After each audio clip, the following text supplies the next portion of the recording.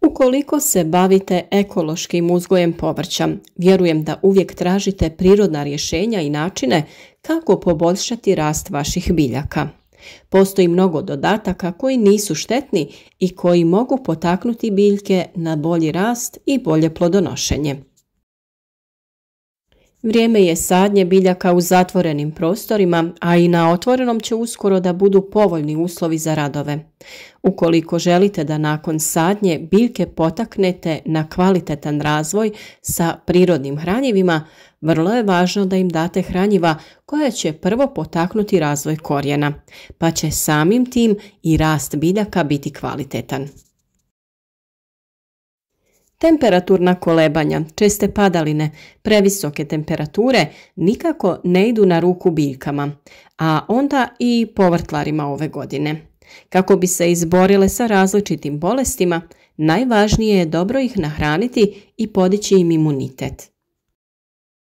Ukoliko želite redovno pratiti naše savjete vezane za uzgoj biljaka, zapratite naš kanal i kliknite na znak zvonca za redovne obavijesti o svakom novom videu.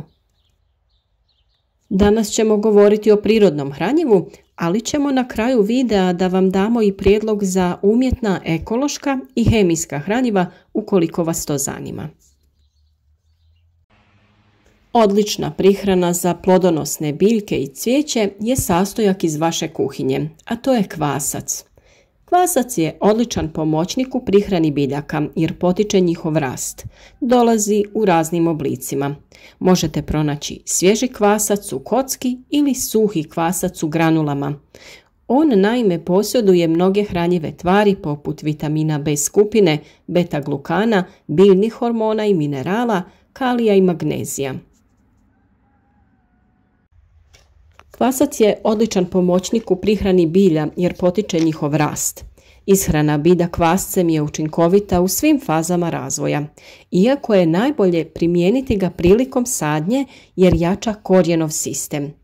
Ubrzati će cvjetanje i sazrijevanje plodova, pa se često koristi kod uzgoja paradajza, paprike, krastavaca, tikvica i drugog plodovitog bilja, ali i kod cvijeća. On sadrži mnoštvo minerala, a za istaknuti su dušik i fosfor, ali i enzimi što u tlu aktiviraju djelovanje dobrih bakterija. U samo 100 grama kvaščeve biomase nalazi se i kalij, natrij, proteini, kalcij, magnezij, vitamin B6, željezo, vitamin C, B12, biljni hormoni poput auksina. Biljni i fitohormoni su hemijske tvari koje kod biljaka uzrokuju diobu stanica, povećanje mase stanica, diferencijaciju stanica te morfogenezu. To su vam prirodne tvari tipično nađene u raznim biljkama i raznim mikroorganizmima, kao i u kvascima. Ali u kvascu su nađeni i biljni hormoni auksini.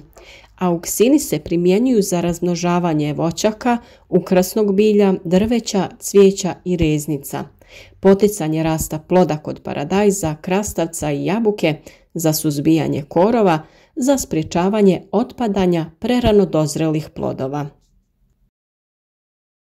Kao što sam rekla, kvasac možete pronaći u raznim oblicima. Kvaščev kolač, suhi instant aktivni kvasac, granulirani ili tekući kvasac koji se najčešće koristi u pekarstvu. A koje je djelovanje kvasca? On kod biljke uzrokuje oslobađanje topline i zagrijavanje biljne podloge. Potiče aktivnost mikroorganizama prisutnih u zemlji, te povećava sadržaj mikro i makroelemenata. Postupak pripreme je sljedeći. 50 grama svježeg kvasca i 3-4 žlice šećera razmutite u 1 litri tople vode ili mlijeka. Pazite da voda nije pretopla jer će uništiti dobre gljivice.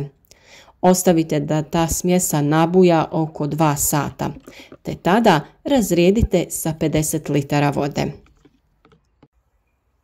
U slučaju da koristite suhi kvasac, tada 8 grama kvasca, to jest 1 vrećicu, te nekoliko žlica vode razrijedite u 1 litri tople vode. Ostavite da nabuja te razrijedite opet u 50 litara vode. Ono što treba imati na umu da tlo zalijevano ovom otopinom gubi značajnu količinu kalcija i kalija, pa sa vremena na vrijeme treba dodati ove minerale u tlo.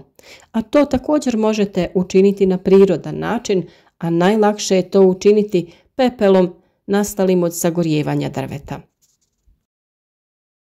Te također je vrlo važno da svaki put kada želite prihraniti biljke napravite svježu količinu ovog hranjiva. Ovako pripremljena otopina poslužiti će kao izvrsno prirodno hranjivo za balkonsko cvijeće kao i za sobno cvijeće.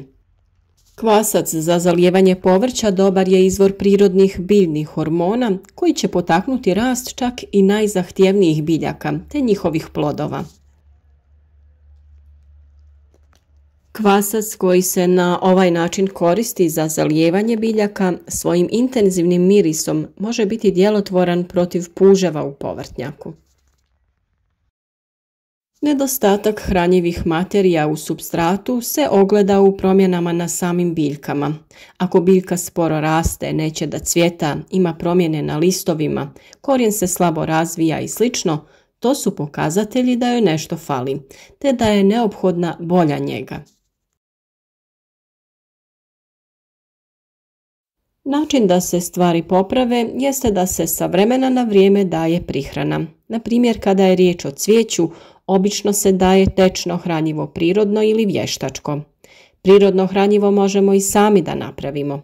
Na primjer, tečno hranjivo od koprive o kojem smo već dosta govorili, a recept za njegovu pripremu je naravno već na našem kanalu. Isprobajte obavezno i ovo hranjivo od kvasca jer su iskustva veoma pozitivna. Svi žele da imaju zdrave i lijepe biljke, a to je upravo ono što se kvascem postiže. Dobijamo brži rast, bolje cvjetanje, ljepše listove i jači korijen biljke. Kvasac sadrži sastojke koji dobro utječu na rast i razvoj biljaka. U ovisnosti koliko vam je rastvora potrebno za zalijevanje biljaka, vi ćete proporcionalno tome napraviti dovoljnu količinu. Ovo je prirodan način, a veoma učinkovit za prihranu biljaka, koji je pored svega i vrlo ekonomičan, jer samo jedna vrećica suhog ili kockica svježeg kvasca dovoljna je za otopinu od 50 litara vode, što je sasvim dovoljno da zalijete jednu optimalnu količinu biljaka. Kao što smo rekli, postoje i druga hranjiva koja možete kupiti i lako koristiti. Ono što je važno jeste da sadrže veću količinu fosfora koji biljke potiče na razvijanje korijenovog sistema, a samim tim potiče i usvajanje drugih hranjiva iz tla. Tako će biljka imati sve potrebne nutrijente jer bez jakog korijena to ne bi mogla da usvoji. Prvo hranjivo koje ćemo vam preporučiti jeste Vital Power Fos. Naime, Vital Power Fos je hranjivo na bazi fosfata, kemijski kompleksiran sa organskim kiselinama sa mnogo razmjena radikala, štiteći fosfor u tlu, što ga čini 3 do 4 puta učinkovitijim od ostalih hranjiva. Nova formula obogaćena je sa većim sadržajem organskih kiselina poput humina, fluvinske i huminske kiseline, koje poboljšavaju brzinu i količinu dostupnog fosfora za rast i razvoj biljaka. Poboljšava se ukorijenjavanje, stimulira rast korijena koji se aktivira uz pomoć cinka, osigurava dodatke potrebne za dopuniti nedostatke izazvane nepovoljnim uslovima sa brzim i visokim unosom fosfora. Njegove prednosti su to da je dostupan i na niskim temperaturama. 3 do 4 puta je učinkovitiji od konvencionalnih fosfata. Neposredna je njegova asimilacija, a od početka korištenja on stimulira razvoj korijena i napredak same biljke. Ne izgara mlado korijenje, ani sjemenje. Potiče zadržavanje dušika i kalija, te povećava djelotvornost i smanjuje potrebu za količinom fungicida. On biljkama pruža količine dušika i fosfora potrebne za razvoj stabljike, lišća i korijena. Osigurava intenzivnu asimilaciju, odnosno aktivan rast i visoke performanse. Isto tako omogućava početni razvoj koji dovodi do ranijeg sazrijevanja usjeva. Povećava otpornost biljke na hladnoću i bolesti. Razlikuje se od ostalih po načinu djelovanja organskim kiselinama. Dovoljno je dodati 10 ml na 10 litara vode i zalijevati biljke što bliže korijena sa 100 do 200 ml pripravka po biljci. A ono što također možete da koristite su kristalonska vodotopiva hranjiva NPK omjera 1:2:1 ili u ovom slučaju 12:48:6. Jedino je bitno da količina fosfora bude više zastupljena od ostalih elemenata. To svakako može biti hranjivo bilo kojeg proizvođača. Bitno je da je u omjeru dušik fosfor kalij, fosfor više zastupljen. Također na 10 litara vode najčešće ide oko 25 grama, to jest jedna velika kašika. Dobro se izmiješa kako bi se hranjivo otopilo i sa tim se zalijevaju biljke. Također sa 100 do 200 ml otopine po biljci. Ukoliko vam je ovaj video bio koristan, nadamo se da će to biti dovoljan razlog da zapratite naš kanal i potražite još mnoštvo sličnih savjeta.